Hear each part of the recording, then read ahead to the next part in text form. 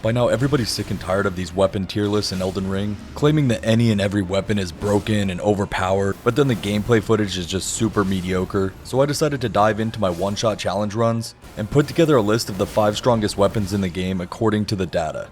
Now these are going to be the top 5 weapons not just for one-shotting, but considering every piece to the puzzle of DPS, including AR, dual wield DPS, weapon skill functionality. And if this helps you or you agree with me, then smash the like button. Otherwise, let me know what weapon you think belongs in this tier list in the comments below.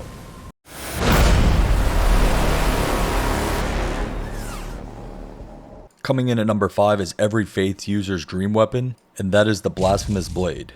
This is a remembrance weapon, so you can pick it up in the round table hold, but first you need to go to Volcano Manor and kill the boss, Rykard.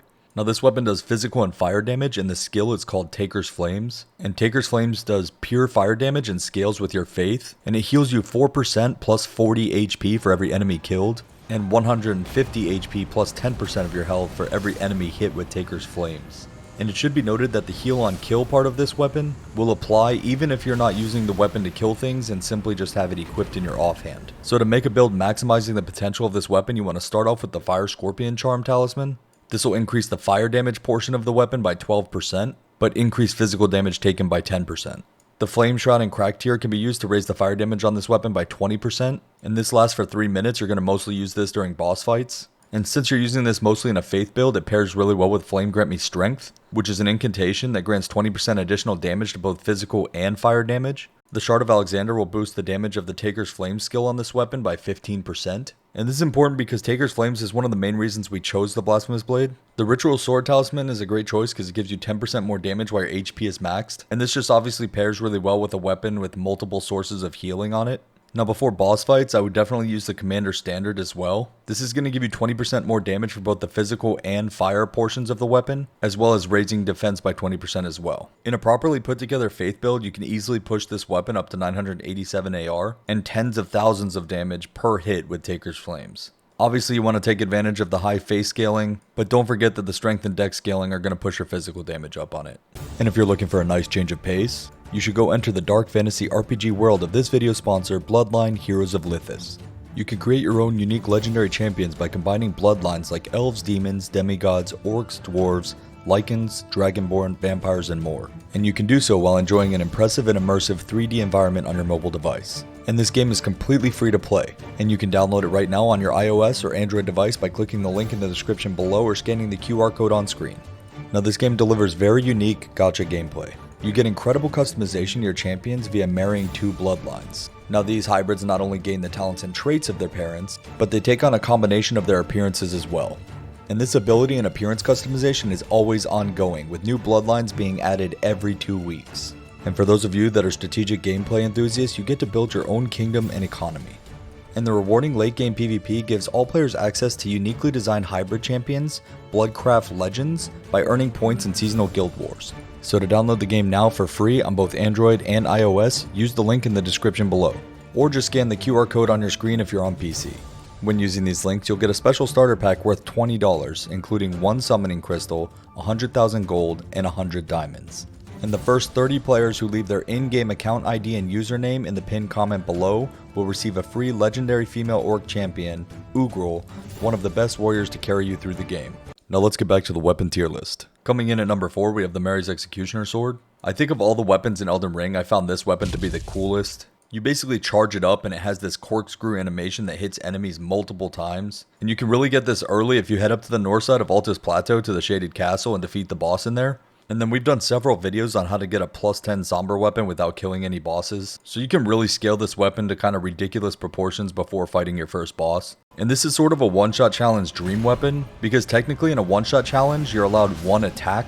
And 1 attack defined by the rules is 1 button press, but not including button holds like channeling spells. And so with this weapon, since with 1 button press, you get multiple hits, it's probably the ideal weapon for people that want to try their first ever one-shot challenge run, or people that are struggling with a late game boss and want to make that boss fight a lot easier and faster. Now putting a build together with this, you're going to want to start off with the Thorny Crack tier, which raises the damage of consecutive attacks. And the way that this is actually calculated, it ramps your damage up a lot more than the 20% you're thinking. Blood Boil Aromatic raises your physical damage by 30% for 60 seconds, but increases your damage taken by 25%.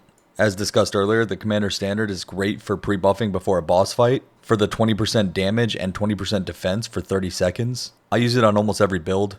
The Godfrey icon is going to give you 15% additional damage for charged spells and skills, and the Dancing Blade skill on Marais Executioner Sword is a charged attack. And since that weapon skill is the main source of our damage against bosses, you're also going to want to use the Shard of Alexander for 15% more damage. And since that skill is hitting multiple times, we're going to take advantage of the Millicent's Prosthesis. This talisman gives you 5 dexterity and that raises successive attacks by 4, 6, and 11%, which again is deceiving because you'll get a lot more of a damage ramp than that. And the same thing applies to the Rotten Wing Sword insignia, which raises successive attacks by 6, 8, and 13%. But again, in Elden Ring, the way that damage is calculated, it's much more than that. Now, even in a moderately well put together build for this weapon, you can easily reach an AR of 829. But you can easily push the weapon skill part of this weapon over 20 to 30,000 damage. This weapon scales the magic damage portion off of Arcane, and the physical portion off of Strength and Dexterity. It pairs best with Strength Arcane builds. Now, number 3 is going to be a little controversial because some of you probably feel like this weapon belongs further up on the list, and this is the Death's Poker. While the Death's Poker is an extremely strong weapon, I believe that there's 2 that are still ahead of it, and I'll explain why later. You can pick this weapon up by killing the Deathrite bird over on the eastern side of Caelid, on your way to Redmane Castle, and this weapon pairs really well with intelligence builds, and this is because the skill on the weapon, called Ghost Flame Ignition, scales exclusively off of intelligence, and this skill procs frostbites because it does cold damage and frostbite buildup, and it does it very quickly. And proccing frostbite will immediately take 7% of a boss's health, and then increase the damage they take from all sources by 20%. The only issue is the speed at which it takes to get this skill off, and that's the main reason that this weapon is where it is on the tier list, also because 90% of the weapon's power is from this skill. Now, because it's dealing a form of magic damage, we want to use the Magic Shroud and Crack tier for 20% more damage. As most situations with the flask, you're going to want to save this for boss fights or tough enemies. Terra Magica also pairs great. It gives you 35% more magic damage while standing in the glyph on the ground that it creates. And again, probably only necessary for bosses. The Magic Scorpion Charm Talisman raises all magic damage by 12%, but increases the physical damage you take by 10%. Definitely worth the trade-off in my opinion. And again, any build that relies mostly on a weapon skill, you're going to want to use the Shard of Alexander for that 15% additional damage. And Death's Poker is all about the skill damage. Since we're doing magic damage, you're going to want to use the Howl of Shabriri. Unlike Blood Boil or Flame Grant Me Strength, Howl of Shabriri grants 25% additional damage to all damage sources, but increases your damage taken by 30%. For a similar reason, we're going Commander Standard again because the 20% additional damage applies to all damage types, including magic damage. So Death's Poker scales the physical part of its damage from Strength and Dex, and the magic portion of its damage, and then all the weapon skill damage from Intelligence. But that Dexterity Intelligence combo works really well because Dexterity reduces the casting time on your spells. My biggest issues are the weapon AR being sort of so-so and split damage, the inability to use Ashes of War, and the somewhat slow weapon skill. Coming in at number 2 is every strength build's favorite weapon. The Giant Crusher has been a fan favorite from day one. I think this is a combination of both the visual appeal and the ability to use things like Royal Knight's Resolve and still Lion's Claw flip yourself on top of an enemy and smash them with the giant hammer. You can pick this weapon up in a chest just outside of the capital in the Altus Plateau. So again, you can get this extremely early as there's nothing stopping you from grabbing this before fighting any bosses. And I actually did a video showing how to get a plus 25 weapon before fighting your first boss, and showed how to use this weapon at level 1 during my level 1 one-shot challenge, which is just outrageous to run around one-shotting things with a Giant Crusher at level 1. The occult version of the Giant Crusher is the highest AR weapon in the game. When using it, you almost always want to use the Spike Crack tier for an additional 15% damage on your charged attack, since you're always doing charged attacks with the built-in heavy attack. And for that same reason, you're going to want to go grab the Axe Talisman early. This talisman grants an additional 10% damage to charged attacks, and you can grab this extremely early over in Limgrave. Since you're doing physical damage with this weapon, I highly recommend throwing in the Blood Boil Aromatic, which again will increase all the damage that you do with this weapon by 30%, but increases the damage you take by 25%. And then again, for boss fights, we're going to use the Commander Standard to push that damage up another 20%, as well as gaining 20% defense for 30 seconds as well. Now, surprisingly enough, the Occult Giant Crusher is the highest AR weapon in the game. The Heavy Infusion is a great option as well, but it turns out that a Strength Arcane build is superior, and you can easily push this weapon up to 1046 damage. This weapon will go down in Elden Ring history as the single best bonk weapon in the game, and it adds a cool dynamic to Strength Arcane builds. And speaking of great weapons for Strength Arcane builds, our number 1 weapon is the Gargoyle's Twin Blade. I recently did a video on a build that I called the Daywalker, turning the meta upside down on bleed, and showing that for bleed builds that a Strength Arcane hybrid build vastly outperform a Dexterity Arcane hybrid build. The Gargoyle's Twin Blade was the centerpiece of that build. This weapon is dropped from the Valiant Gargoyle boss, and it turns out that it's the best twin blade in the game. It has the exact same blood loss buildup and moveset as the Godskin Peeler, but much more AR. And since this weapon with the bleed affinity scales really well with strength as opposed to the Godskin Peeler scaling really well with dexterity, it led me to question why go dexterity for bleed at all instead of strength. With a strength and arcane bleed build, not only do you have the strongest bleed weapon in the game, but you have so much build flexibility because now your build scales perfectly with the Marais Executioner Sword, your build scales perfectly with the Giant Crusher, any good strength scaling weapon in the game like the Claymore, the Great Sword. If you want something light and fast, you can go with the Beastman's Curved Sword, which has nearly identical AR to the Scavenger's Curved Sword, but more blood loss buildup and doesn't rely on occult scaling, so there's no bottleneck to that build.